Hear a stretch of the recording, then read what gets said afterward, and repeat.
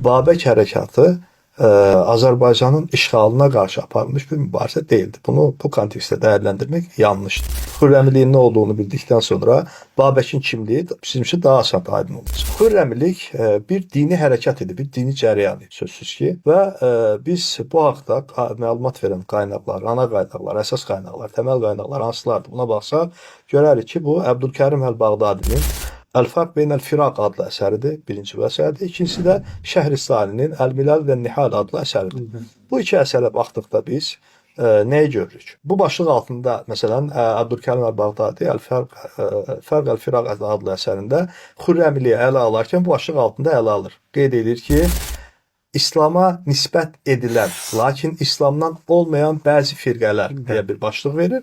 Onun altında da bir sıra firqələri sıralayır və onlardan biri də Xürrəmlik. İstisnasız, orta əsrlərdə yaşamış bütün müəlliflər istisnasız olaraq Xürrəmiliyi məcusiliyin, yəni zərdüştiliyin bir qolu olaraq təqdim edir. Bugün cəmiyyətə bir müsəlman lider kimi, belə deyək də, dırnaqarası bir qəhrəman kimi təqdim eləməyin heç bir, yəni ki, tarixi əsasları yoxdur, eləməyin Nur müəllim. Xürrəmiliyi heç bir tarixi qaynaqda müsəlmanlığa, İslama aid edən heç bir müəllifə rast gələ bilməz. Dediyim kimi, bu iddiaları ortaya atan şəxslər təməl qaynaqlara müraciət edə biləcək bilgi potensialına da malik deyillər əslində. Malik olmayan insanlar, istər şiə olsun, istər sünni olsun və digər məzhəblər olsun. Məzhəbdən asılı olmayaraq. Bütün firaq tarixçiləri, məsələn, Nəvbəxti var, məzhəb olaraq şiədir. Onda Firaq-ı Şiədi adlı bir əsəri var. Şiə firqələri haqqında məlumat verir. O da Xürrəmlik haqqında hətta Bağdadidən daha sərt bir şəkildə lənətləyir. Bəli, deyir ki, bunlar məcusidirlər, Xürrəmilər və Babək Əl-Xürrəmi də bunların başçısıdır. İbn-i Nədim ən geniş məlumatı İbn-i Nədim Əl-Fihris adlı əsərində verir.